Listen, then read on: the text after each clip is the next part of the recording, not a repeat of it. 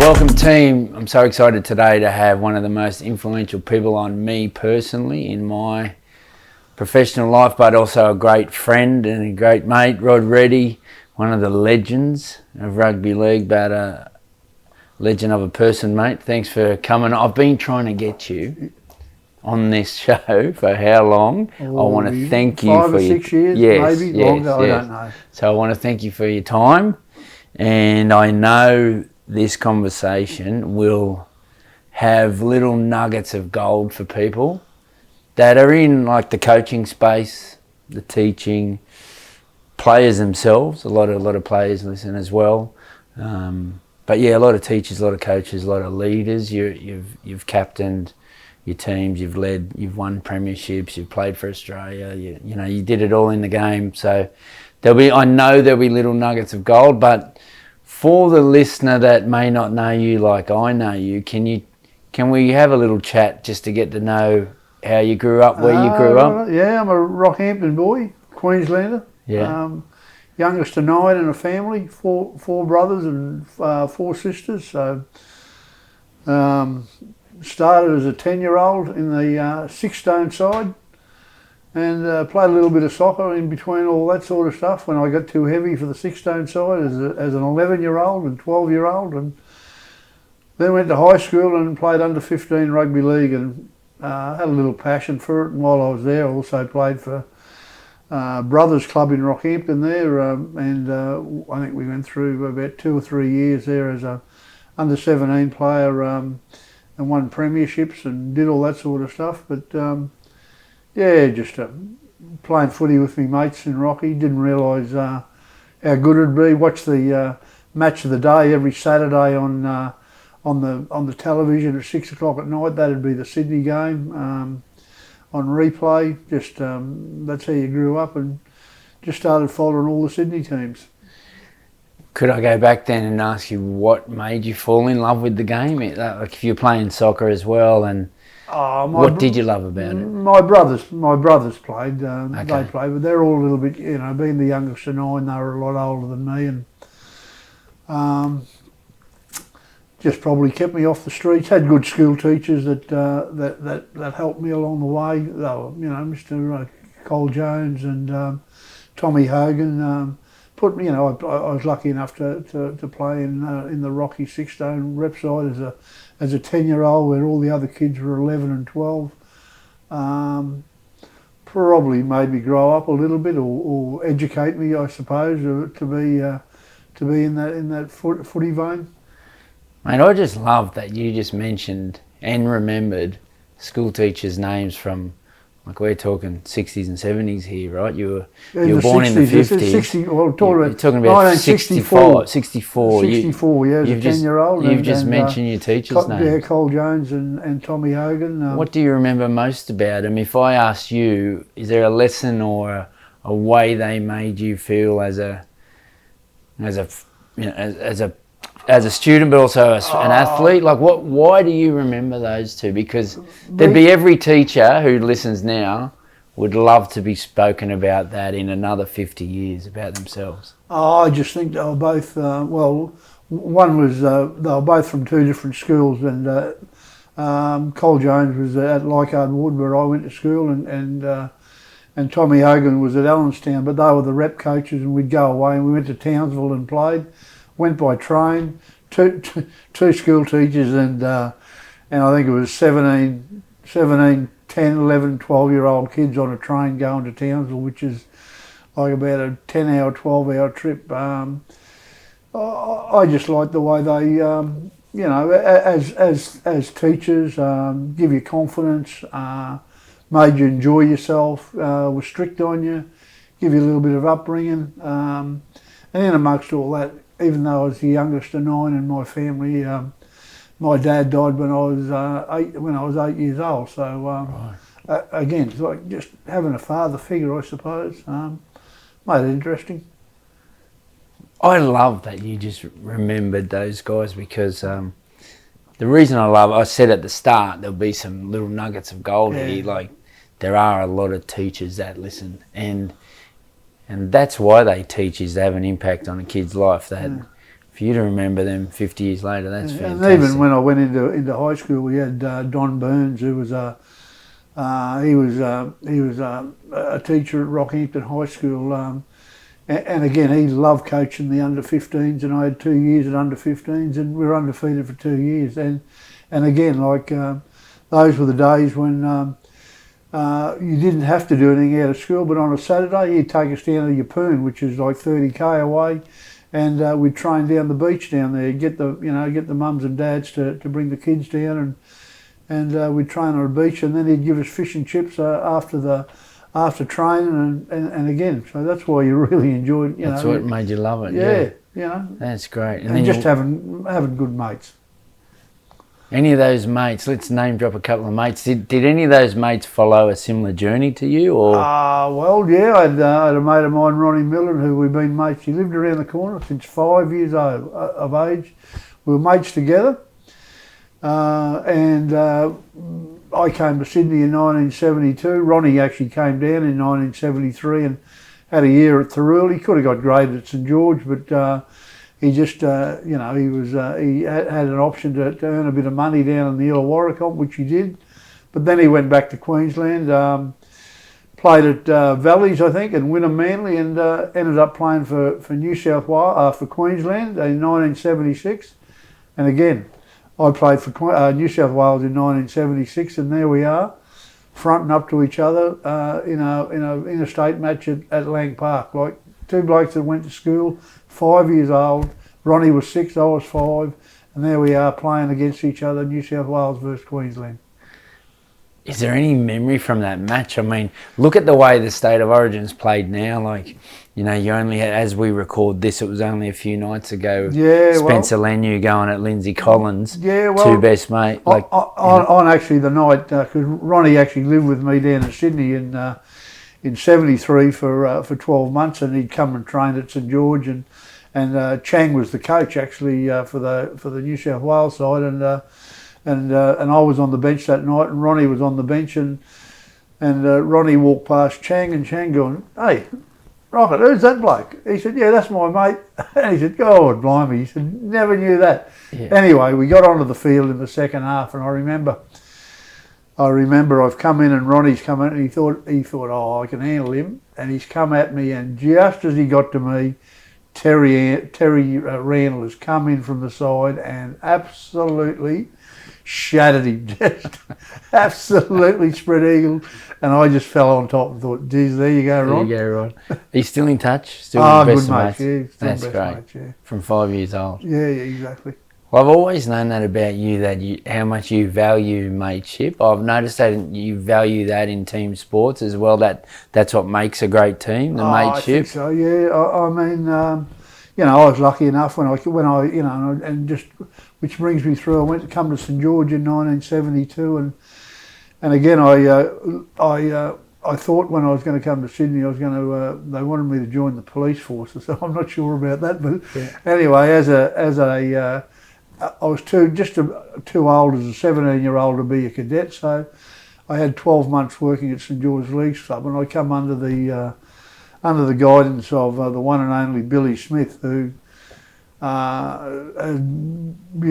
just to actually play with Billy, and he's the best halfback that I've ever played with in all my life, and and there's people there like Graham Langlands, Barry Beath, Roy Ferguson, players that 100 gamers, and to get involved and be part of that club there, and as an 18-year-old to play 8 first-grade games in my first year as an 18-year-old was, a far cry. When there I am sitting in 1971 watching St George play South Sydney on the television in Rockhampton. Black and white TV on a 6 o'clock on a Saturday night, and then in 1972, there I am playing eight games, and one of them against South Sydney. So right, bit scary, but again, having players around you like Billy Smith and Graham Langlands at the time give you a lot of confidence. But again, having said all that, it probably took me to about 1976 to think that I could be a a good player. You know, it took me 4 years of doubting yourself, making you think, you know, am I going to be good enough? Do I make it? But again, in '76, for some reason, it just clicked, and from there I had probably '76 till '82, which I thought were pretty good years. We'll definitely go into those years, but you just said doubting yourself. Like, how did you deal with that, and who did back then? Like, who would you surround yourself with to help you get through that, or you did it on your own? I had, well, you know, I mean, at the time, Frank Facer, the football secretary there, was a good bloke. You could always go and talk to him. Billy Smith, and there was another bloke worked in the cellar, a bloke by the name of Peter Dickinson, who coached lower grades at St George. Always good to, always good to get a bit of confidence, and they certainly helped me through. So who was your coach back then?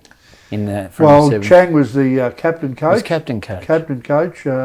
Peter Dickinson was the reserve grade coach, and Billy Smith was the.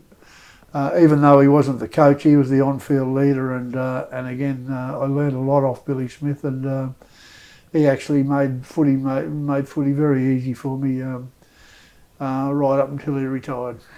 Well, let me stick on Billy Smith, because you said he's the best halfback you've ever played with. Now, you played, we didn't even go there yet, you played in the original State of Origin game for Queensland. You played in the Invincible Aussie team of 78 and 82. Yep.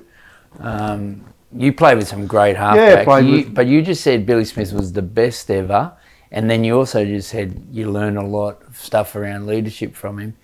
Can you share a couple of lessons around why he was the best halfback in particular, what makes a good halfback, and how he led a team? Oh, for instance, Billy just knew how to read a game.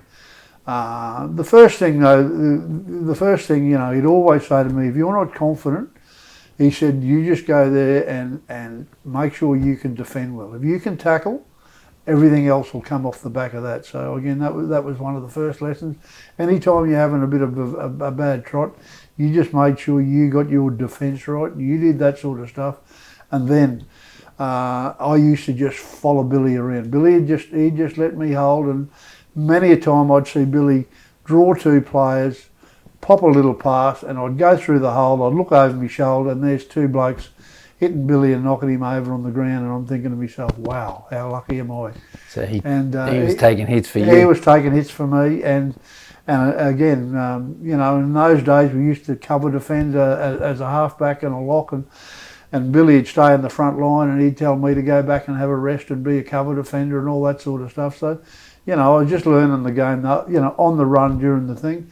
And then even at training, you know, he'd come out and we'd go get there early, and he'd be catching and passing to me. And again, in those days, it was, you didn't think it was at fundamentals, but again, they were sort of ingrained in, you know, back in those days, even Billy was the best catch, best pass, you know, knew how to weight a ball, and made sure you got it at the best time.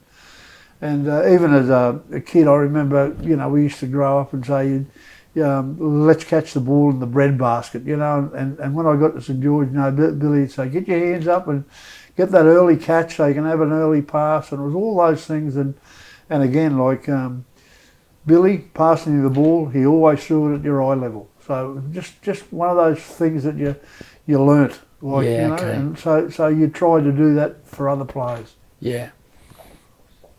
The love of fundamentals, because if anyone ever asked me what the biggest influence you had on me in coaching, is the love of fundamentals. And it won't change in another 100 years. Oh no. But that love of fundamentals, that's a St George thing for you, or earlier, yeah, well, yeah, you know, it come with St George a bit, and Harry Bath was big on you know, when Harry took over as coach after Chang retired in '77. But it's just one of those things. And again, if you can do the basics right and you're good at it, I think everything else flows on from the back of that. And again, it's you know, the old saying, best catch, best pass.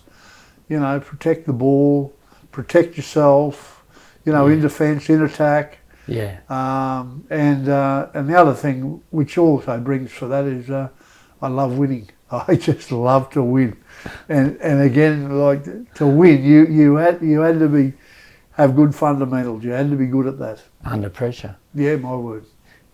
Well, that was the other thing I would say. If anyone ever asked me the influence, I would often talk about fundamentals, but I'd also talk about you would do anything to win, or you wanted players that are willing to do anything to win. There may be a few stories about you, if people remember Rod Reddy, of being a bit rough. Am I right on the field? Yes and no. Yes and no, but again... Well, I'm talking about the grand final of 77 against Parramatta. There's a lot of Parramatta fans that remember that. Yeah, but it was one of those games. Is it true you bashed Ray Price that game? No, I no, I won't say that. I actually was physical, and again, the story goes that I had 5 cautions and in the first 20 minutes of the game, but I actually dispute all that. I had 4 cautions, and on the 5th occasion, the touch judge come in. I still remember this. The touch judge come in and said to Gary Cook, the referee, "See that bloke over there? He broke that fight up." And that was me. I'd actually broken the fight up. I'd learnt my lesson after 4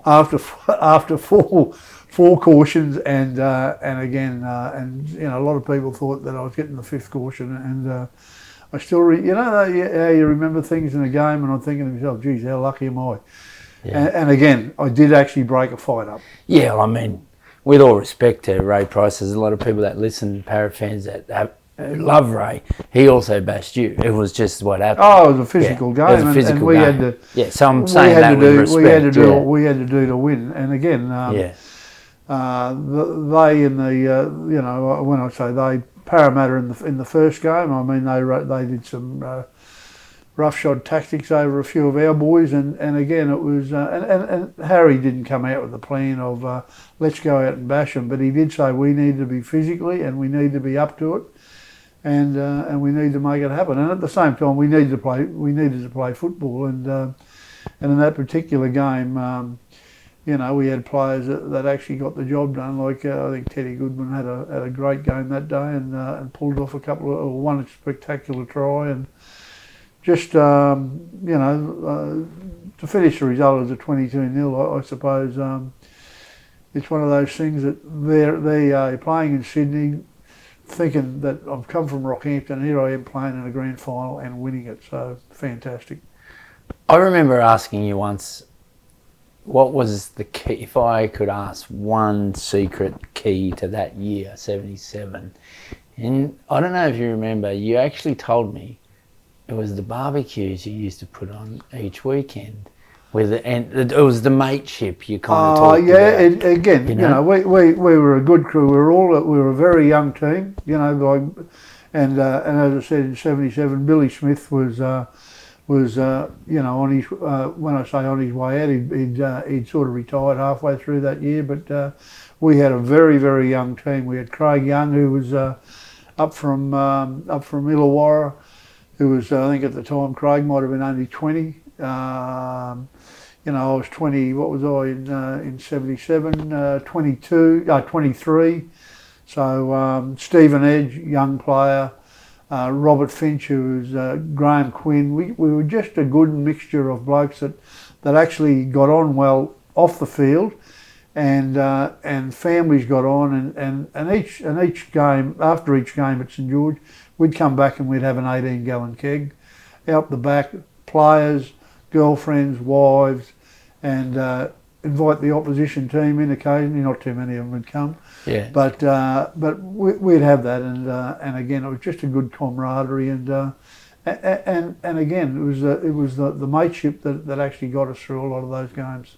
Yeah, because I mean there's a whole lot of stuff these days where it takes a little bit more effort to get a team so connected, and I've often said in many episodes with different people on this show around the most connected team wins, and the most connected team defends the best, and the best defensive team win. You were from a team where your your halfback would tell you get your defence on, but you were also from a team that made an effort every week, but it come naturally. It wasn't. There was no word around being connected or anything. You just did it. There was. You're right. There's no word, but again, we then come into after the Billy Smith and Graham Langland's era, which finished in '76 and early '77. We got Harry Bath as a coach. Now Harry again was on. He expected everybody in that football team to be able to catch and pass the ball. Yeah. And again, he was another big one on fundamentals and also in all those years. I just forgot to mention this. We did have in those days a trainer who he wasn't strength and conditioning, but he was an ex a bloke with the name of Ken Boothroyd, who was a school teacher at Kangaroo, and Kenny was an ex England Army instructor. Right. So he's brought out these ideas, but again, he would make training fun. Right. Honestly, you trained hard, but you had fun, and that was the big thing with Kenny Boothroyd. And then Harry had come in, and we'd do our ball work, and again, he expected. Harry wanted everybody in that whole team, from the fullback to the front rower, to be able to catch and pass. Everybody had to be able to do their fundamentals right, and again, a lot of skill. But in amongst all that, I know when we did our fitness wasn't one of my goes, but again, if it was made fun, you enjoyed it and you got it done, and that was Kenny Boothroyd. Well, mate, even as we talk, we were on that connection piece there for a second. You connected from working hard and having fun. Everyone was on the fundamental bandwagon, Harry Bath, and then you also connected off the field as a group of best mates. And when I say the most connected team defends the best, you won a grand final keeping a team to 0, 22-0. That's right. So there's a little bit of magic in there. And I'll tell you how far it actually goes. Then in '77, we won the grand final. '78, Harry and again, Harry just thought we were having too much fun and decided to go a different way, and Kenny Boothroyd was let go, which was very, very disappointing for us guys. And again, we really struggled, and we got about 8 games into that season, and we were doing, we had a new conditioning coach, and it was no fun, and we weren't enjoying ourselves. And we did a lot of complaining to Harry, and Harry told us to shut up and keep working, and did all that. And again, so we just bit our tongue. But in amongst that, there was Mitch Brennan had come to the club by then. Graham Quinn, Robert Finch, Craig Young, Bruce Starkey, myself. We'd go and meet up in our lunch hour and go down and do some work. We just started off by doing 6 200s, just as fast as we could in as quick a time, and that was taking like an hour and a half to do them in a reasonable good time. And after about 3 weeks of that, we were wrapping them off in about 8 minutes, 6 200s in 8 minutes. Training's over, let's go home. And we do that, and we were doing that outside our training. And again, it just made me personally, it made a difference, because in '78 I made the Kangaroo tour, playing for New South Wales, played for Australia against thing. Craig Young did the same thing, and it was just one of those things that I'd taken control. And as I said, I never liked training, but I just did what I had to do to make it work. And from there, we changed our conditioning coach the next year to a bloke called Dinny O'Brien, who was he played lower grades, and he played a bit of first grade at St George in the '60s. And another bloke by the name of Ray Foulbush came in. They brought the fun back into training, and again, '79, great year. Won the comp again, through, and again, happy on the field, happy off the field, prepared to work, and again, that was my only blink with Harry. Only argument I ever had with Harry was on that. Yeah, right. Just on strength and on a conditioning coach, you know. And Well, yeah. I didn't know a lot about it, Yeah, but you I just knew what I enjoyed Yeah. and what made training fun. And you went and did your own stuff on the side, which, yeah, that's pretty impressive to hear. Well, and in those days, mate, you had a job. You had to juggle that with a job. And mate, you mentioned Harry with a lot of love for the bloke. It seems like you stayed in touch with him right till he passed away, didn't you? Yeah, Harry was, you know, he was Harry. You know, Harry worked hard for everything he got, and again, he was a great coach. Harry, he put, you know, he would have picked 13 forwards. Harry. Yeah, right. Is there a favourite line he used to use? Is there some little message you remember? Not really. He was he was honest. He'd put you under the pump. Would you he? know, he'd put you under the pump. But again, in amongst all that, this is and I just look at today's game where you know, in the 70s and early 80s, if you had 2 or 3 bad games, you went back to reserve grade. Now, as an international, I actually played reserve grade the same year I played for Australia. Right. And again, did I blame anybody else? No. The first thing I do is look at myself in the mirror and say, right, remember those fundamentals Billy Smith said? Get back, get your defence right, work hard, and you'll get back in the team. And again, never blame the coach, never blame the player, always looked at myself and thought, I need to get better. And again, sometimes in your life those things happen, you know, like you don't play well for some reason, and again, or somebody's playing better. Well, you just had to cop that, but hard work and preparation got you back in. Well, that'll never change, but I love hearing it from you because we're talking 1978. So I'm going to take a little break here and bring something off screen that you've brought for me today. Oh, right, H, yes. These boots, I'm going to hold this up for the camera. These boots were worn by you in 1978. 78 and 79. Boots, yeah. 78, you won the comp 79. Yeah. And you presented me this today, and I was like a little kid at Christmas because I don't know if you know, like you know how much love as a mate I have for you, right? But you've promised me these, I reckon, for about 10 years. 10, 15 years. 10, 15 years. And you've rocked up today. We've signed them. There's even the soil under the... They're from the SCG. Yep. That's soil from the old SCG. That's been returfed since then. Well, still a cricket pitch in the middle, but in those days. And they were a pair made by Adidas. They were made for me by Adidas. And again, obviously they come a little bit after, or... Red high tops. High tops. So... when Jared Haynes started rocking the coloured boots or whatever, like you were doing it in the 70s. Well, probably Graham Langland started in 75 it. with he the wore white boot. ones, didn't he? But again, we come back and Adidas made them for us. And again, I think Kenny Irvine, who was the leading rep for Adidas at the time, was instrumental in getting those boots. And there was a couple of boys from other clubs that had them. But hole in the front. Mate, these are going to go. They were a special pair of boots, those. I enjoyed playing in them. These are going to go in a nice little glass cabinet. We'll pull out a photo of you wearing them. And, mate, they are historic. Thanks so much for that. We take a little break there. You brought something else that I wouldn't mind. Oh, so we've got to skip a few years to this jersey.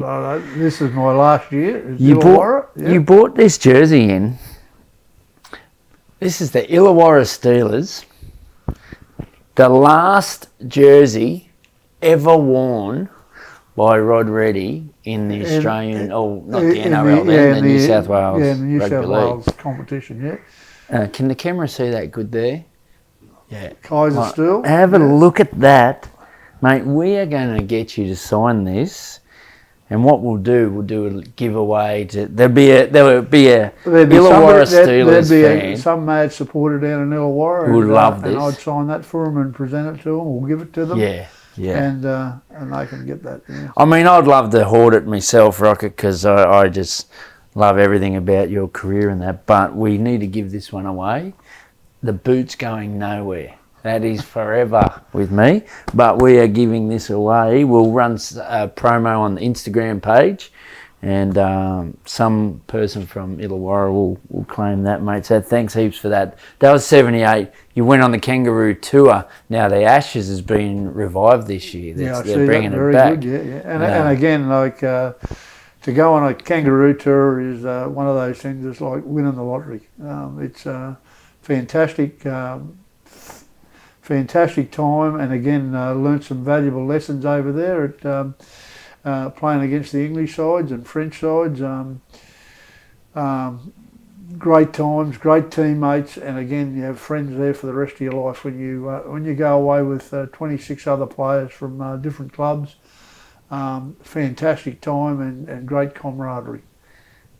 And then you went the 82 Ashes tour. The 82, and again, we learned a lot of lessons. Frank Stanton was the coach in 78, and we had a few hiccups towards the end of the 78 Kangaroo tour, and we didn't perform as well as we should. And we paid the price. And again, you skip ahead 4 years. And again, out of the blue, I don't know how it happened, but out of the blue, I'm actually now working for Carlton United Breweries. Got my own brewery truck, married, got a little baby, wife at home, and grand final night I'm at home, and I get a phone call to say I'm in the Kangaroo side. You could have flattened me, floored me. I was just in shock. And then at the same time, my wife Virginia was pregnant with a second child.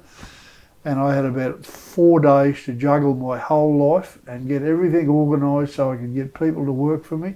And I must say, my wife did a fantastic job and went away on that 82 Kangaroo tour, which just was phenomenal. It was undefeated, but again, just the mateship and the camaraderie we had on that, and the lessons we'd learnt from 78. And Frank Stanton had, as the coach, had just got us together, a group of 5 of us. I think he got Craig Young, myself, Max Krilich, Steve Rogers, and a couple of other players there, and just said to us that for this to be successful, we needed to have everybody on board. So if one person goes out, we all go out, and that's just the way it worked. It Right. did. We made that, and we had blokes there that didn't drink, and again, you didn't have to be a drinker. You didn't have to be a lunatic. You just But everyone had to mix in, and if one player wouldn't go, well, we'd all say, well, none of us are going. Right. And again, you'd shame them into going, and you'd go out and you'd have a great night. Yeah. Fantastic. And again, trained hard. In those days, Frank brought in a thing where you'd get up at 6 o'clock and go for a walk every morning. So then in for breakfast, out to training, then train again in the afternoon. And it wasn't all short sessions, all hard, all fast. And again, give us time to mingle and work with each other. But fantastic time. And again, great.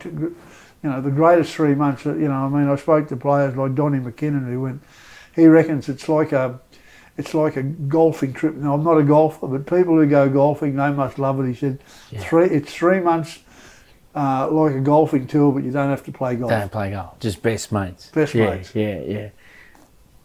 Mate, that 6 o'clock walk, that's like ahead of its time. One of the best things that I did with Brad Fittler in his camps, the City Origin or the State of Origin camps, he loved a 6 o'clock walk and talk, and his staff, but then about players would do one around about 6:37 or whatever. But it was basically back to that, getting everyone connected bit. Like, you guys were doing that in 1982. It's nothing new. But make an effort to do it. Get out of bed to do it. Walk, talk, connect for the day. Get to breakfast. Get to training. Work hard.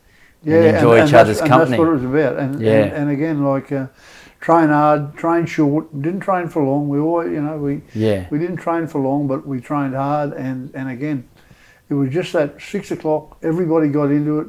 On game day, the people that were playing, they'd have a sleep in. The rest of us still went out for that 6 o'clock walk. Yeah. So it was just one of those things that Frank installed into us, and it paid dividends. Yeah.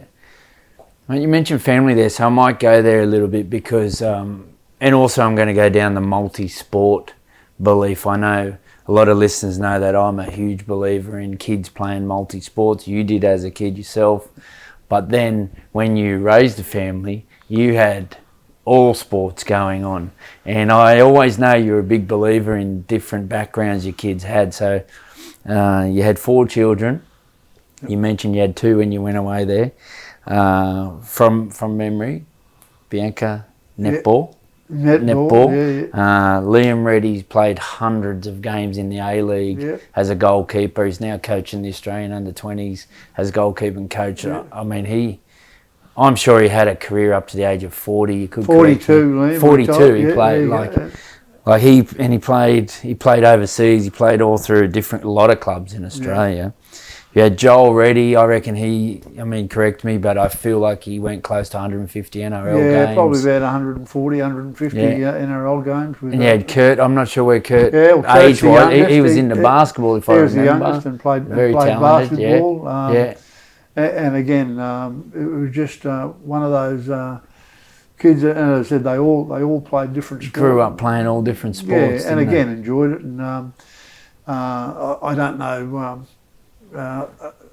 if I had a great deal to do with that, I know that my wife, Virginia, she was the one that was the organiser and had people taking them down to athletics and doing all that stuff. Yeah, they did all that sort of stuff. And again, I was sort of because I was involved in the Rugby League and behind the scenes, Virginia did and has done a great job over the years on just making sure that they always got to places on time and got home. And, I might have been taking the glory, but I know who was doing the hard work. It wasn't me. It's like most marriages and families. Yeah. And now grandkids. Yeah, they're the next ones coming through. So and Joel's got 3 and Liam's got 3. So any sport? No, they're into sport. They're a bit of soccer. The youngest one, Ziggy, is he's in Perth actually. Liam's and Christy are in Perth, and Ziggy started playing rugby league in the last 2 years, and Ziggy's 11-year-old now, and he told his father the other day he reckons he can feel it in his bones. He said I'm going to be a good player. He says because I got it in my bones. I can feel that Pa rocks there. Yes. So he's there somewhere. So, for any talent scouts out there, I'm predicting there's a kid in Perth named Ziggy Reddy. He would have the best catch, the best early catch. Well, I've been talking about He would have the best protection. I can see it now. Ziggy Reddy. Some funny stories I tried to get little nuggets out of you then, and it just flows out. If people listen to the episode, there's so many little lessons. There's so much wisdom. You play rugby league's been your life as a player. You coached. I know you assisted Brian Smith for a long time. Brian Smith. There's a lot. And again, I'd like to think that working under Brian was, he was a very hard taskmaster. But again, that when Brian got your trust. He allowed you to work hard and do what you needed to do. And again, Grant Jones and myself at Parramatta we were there for 10 years or 11 years or something. And probably while we were under Brian Smith there, we ran a Jets program where we brought kids through. And again, it was just coaching, 17, 18-year-olds, 16, 17, 18-year-olds, good fundamentals and good discipline about just turning up on time, working hard, and doing that. So we were very lucky to bring some good kids through at that time. And again, a great story for me, I reckon, is then I got into, and while I was doing that, I was doing the recruiting. So a little bit of recruiting, and one of our best, I reckon, is and you're involved in this with a few other people. I went and seen Phooey Moipoy play, and I still have a bit of a laugh with Paul Langmack about it on occasions. Yeah. Because I remember Paul, I watched him and he played for about 5 minutes and walked off the field, and I remember Paul Langmack saying to me, he said, I had Phooey, he said, he come to me and he said, you play me for 5 minutes? I trained for 5 minutes. And I said... And he walked off the field. And he walked off the field, yeah, and he's right. But I know that when he come, he was at Parramatta for about 3 weeks, and Brian Smith wanted to get rid of him. He said, "Oh no, he's not going up." And I remember you, Hayden, and Anita. What was Anita? Yeah, Anita Sorotic. Yeah. Yeah. Used to put a little program together, and I got him coached on That's the fundamentals. Right. And I'm telling you, he was unbelievable. It took what, a good 6 months for us to get the best out of him. But again, and I felt he felt we believed in him. Yeah. And you did. And I know he loves you. He still talks about you now. Like, he ended up a 200 game player for the Eels, and then also had a long career overseas. Back over in England. But again, it was the enjoyment program that I reckon that UH and Anita put together. Yeah. And again, I'd be there skilling him up all the time, talking to him, telling him, bullshitting him up and telling him, because again, he acted dumb, but he was a very smart smart player, actually, Philly. And for a bloke that started out on the wing and played front row, he was good. He was one of our probably success little stories projects, from a bloke that was going to get the sack 3 weeks into his new contract. To do what he did was fantastic. Well, I remember a great story there about Craig Catterick, who had, we needed Philly on the field to do all the skill work and the specific work, but he might have pulled a little sore ankle or something one day to miss training, and we tipped Craig up in the gym to make sure he made training that hard that he never wanted to. He would always be available for sessions skills. With that, for skills, And Cat's story is he had him on the grinder and the rower and the versa. He had him on all the cardio equipment in the gym, to the point where Fui's on the machine and he just looks up at Cat and says, "Cat, I get it. I won't be injured anymore."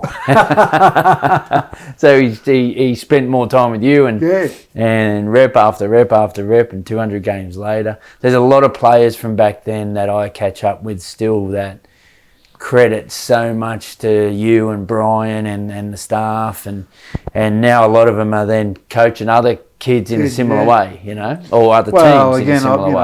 I look at it from my angle, and I think that Matt Cameron, for instance, who was the coach there at Parramatta, in that system, I'd like to think, I look at it and I look at Penrith at the moment. I reckon Matty Cameron has taken that program and implemented Brian Smith's program and implemented it in at Penrith there, and again, but having said that, and sprinkled their own. But you still need you actually still need the right people to run it, or the best people to run the program and understand it. But a little bit of feedback from that, I think is fantastic. Yeah, mate. Is there any other players? I know we mentioned Billy Smith. Is there any other players that you played with and admire their characteristics, or even players you watch now? What do you love? Build us your ideal player. Well, again, I was lucky enough to play with players. Look, to play with and against Steve Rogers. I think it's in my area. When I go back and I look at players, Steve Rogers was fantastic. Yep. Could play tough. He was fast, beautiful defender. Could pass. Could catch. Could do it all. Lucky enough to play with Mel early in his, Mel was early in his career, and Mel learned a lot. And again, we learned a lot of things. Mel, Steve Rogers, Max Krilich and myself, we were, we had 2 rooms, but we were roommates with the door in between. So it was basically like one big room with 4 of us in. Right. And we learned a fair bit about each other in those times. And again, it's just, and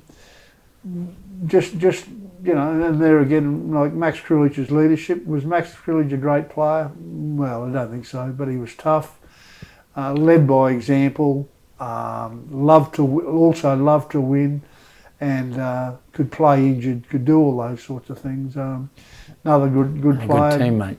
Yeah, and again, other blokes I played with, Tom Rodriguez, just loved to win, you know. Yeah. Loved to compete. Just never beaten Tommy. And again, you know, played with blokes like Bobby Fulton, Wally Lewis. But again, I'm going to say to you, my best 5'8" that I played with was Alan Thompson. Yeah, right. I thought, when Alan Thompson played, I just got on really well with him. He could give me the ball at the right time. This is at rep level, you know. And again, Bozo was at the back end of his career, and Wally was at the start of his career. So you know, I'm not saying they weren't great players, but again, it's just the enjoyment you have playing with certain players. Well, let me stick on Bozo for a second, because you actually have a yellow blazer with the KB man of the match of a test match. That's right, 1978. Yeah. 1978 test match. They couldn't split, you or Bobby Fulton, for man of the match. That's exactly. You now have a memory, the blazer, which will go home with you. Yeah.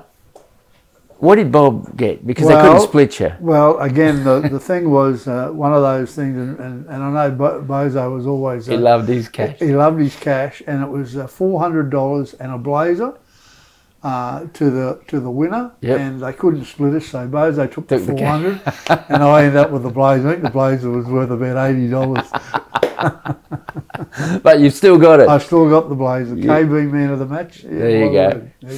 Gold KB. That was the go. Right. So, mate, I have to go to the State of Origin, because as we record this, we're in the middle of a series. Yeah. It's 1-1. It's the most watched televised sport in our country. Yeah. You had those years for New South Wales before the proper State of Origin. Yeah, played New South Wales from 73 till 1980. Yeah. And then the last game was a State of Origin game, and again... The original game. The original game. Arthur Beetson was playing at Parramatta at the time, reserve grade. I was having a pretty good year at St George, 79-80. I toured New Zealand that year with the Australian side. There was a couple of other. Alan Smith, who was playing at North Sydney at the time. Johnny Lang, Rod Morris. They were at Balmain. They were playing there in Sydney, and when that third State of Origin came up, it was one of those games that. Did you give it a lot of thought? Will it work? It was a bit of a suck it and see, you know. And again, was I convinced? Not really. Was I pleased to play for Queensland? Yes. Was I pleased to play with Arthur Beetson, because I like playing with Arthur? He was a good player. Another great player, Arthur Beetson. Honestly, Arthur Beetson was the best front rower I've seen play, and I think Craig Young is my next favourite player. But Arthur Beetson, over 20 metres. Quick as anybody, skillful, could draw in 2-3 players, pop a pass, just one of those fantastic athletes to play with, and for a big man, he was very athletic for a big fella. And so that State of Origin came up, and I still remember the night we went up and trained, and things you remember out of training. I know Wally Lewis turned up late for training, and again that was just one of those things. I thought, I'm not sure about that bloke. Right. And Wally was locking that side. Yeah. And I think we trained at Corbett Park, which was a brothers' ground up there in that particular time. And Johnny McDonald, the coach, lovely fella, fantastic bloke. We actually, we actually trained, had the week there, got to the game.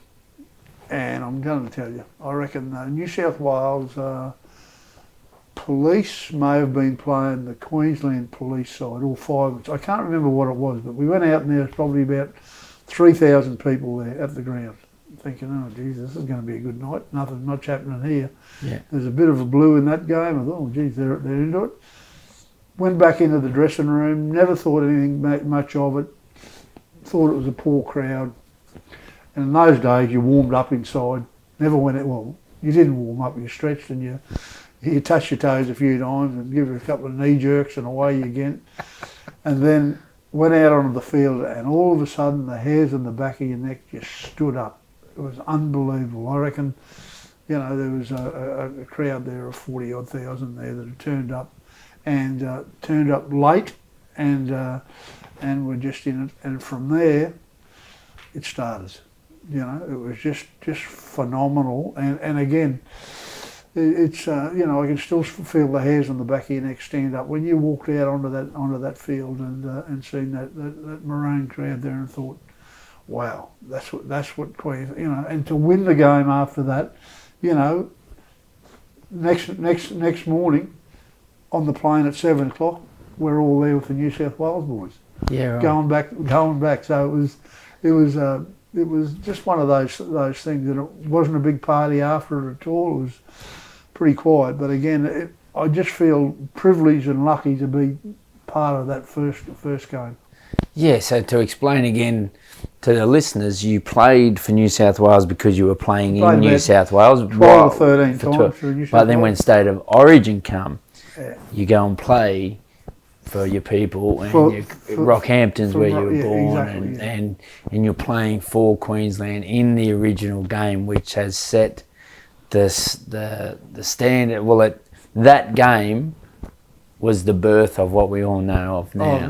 What it's grown into, and again, what's your player number? Do you have a Queensland number? Number 9, but I think on my plaque up in Queensland it's number 10. Okay. Because Arthur Beetson is number 1. Right. As the captain, yeah. So then it went on from there. Queensland player number 10. Yeah, Queensland player number. And again, a fantastic thing done by the QRL or the to actually. To add that on, and again, at the end of it, who would have known such a great concept?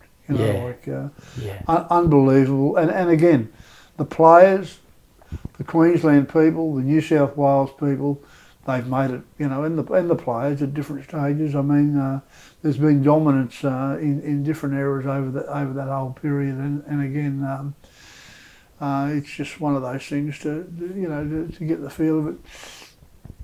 From a thing that was a bit, I'm not sure if this will work or don't know how it worked. Again, fantastic. Yeah, mate. It's probably not the show. I'm not the humour show. There's a few podcasts out there, but you are one of the funniest men I know in rugby league. But my show's all about giving people a little bit of wisdom, a little bit of lessons, a little bit of stuff to help in their own careers, fast track their own careers often, are the messages. But you were the prankster, you were the prankster as a staff member. I can't imagine you as a player in your teams. I don't know how much to go with, but I want to remind you we used to go for a walk each day at Parramatta, and we're walking past the stadium, and there was some bricks were being laid and the plaque. So there's a statue about to be built for Ray Price. That's right. Now, my version of this is we went for a walk on this day. You had your backpack, and I was like, "What's he carrying here?" We'd seen that, and they were building they were putting up the plaque for Ray. Yeah. And again. I did say I'd like to get involved in that. So I'd gone home and salvaged out a St George outfit, penfolds, red V, everything, white socks, and got up and jumped on the I think it was a Thursday or Friday. And jumped up on the thing and got UH to take some nice photos of me, and I've got them somewhere. We had them there and took the photos, and I always said, I'm going to send this to Ray and say, just remember, Ray, you might be there, but I was there first. I was there first. Every time we go past that statue, I still get a laugh out of it. I mean, because you played together, Yeah. you played with Kangaroos together, and you always prankster and whatever, and then you still pranked him. Right Well, up to again, the just a statue. little bit of humour. Right up to the statue. Yeah, you always loved a good time. And some of those kangaroo stories you used to tell me, and yeah. But we don't need to go there, but mate, you're always that fun person to be around. I'm sure you were as a teammate. Is there anything you got that you can share that's, you know, not what really. your funniest moment on tour? Or? Oh no, too many. Too many. Too many. Too many. Yeah. Oh well, there was the. No, I can't tell that one. We'll leave it. We'll leave it with that. If there's right, I'm going to just finish with a couple of things. Is there a hard time you had to get through in your career? You said there was about 4 years where you didn't. You had to believe you belonged, and you acknowledged also if you ever got dropped, you just looked in the mirror. But was there any hard times you had to get through? Well, yeah, coming back from you know, I mean, I know in '75, for instance, the year I turned 21, in the pre-season I'd had a inside cartilage operation, and in those days they weren't like they are today, where you can go in and out and they do microsurgery, whatever you do. But you know, that was a 5-week operation, 5 weeks, and then out for 5 weeks before I could play again. And I did one at the beginning of the season and played 12 games that year. We did make the grand final, and probably with 6 games to go, I did another cartilage on the outside. So I missed out on the 75 grand final, and I still remember this day where I stood on the hill with a mate of mine, Barry Holbert, who played with St George. He was injured too, and Mel Reilly was on the hill, right, at the SCG, and we watched the game. You know, yeah, you know, to miss out, and I know we got beat in that game, but again, you didn't like missing games of football, and but overall, I was pretty lucky in my career, and again, probably you know, having good family life, you know, good wife, children, all those things. You know, I mean, for instance, you know, like in '82 when I went away. My wife was, she had to organise 2 drivers for my truck, pay the bills, pay the wages for the brewery, do all that sort of stuff while I'm swanning out there. She's had a baby, and Bianca was pregnant with the second one, and Bianca was due, and I flew back into Australia on the 21st of December, and I landed at 7 o'clock, and while I'm still at the airport, Virginia has the baby at 8 o'clock. So I've missed the birth of that baby, and again, like Robert Stone and his wife Anne come to the rescue, did all that sort of stuff, got to the hospital, did all that, and again, so just again, amazing people in football that have been there to help me and family has been fantastic. Yeah, right.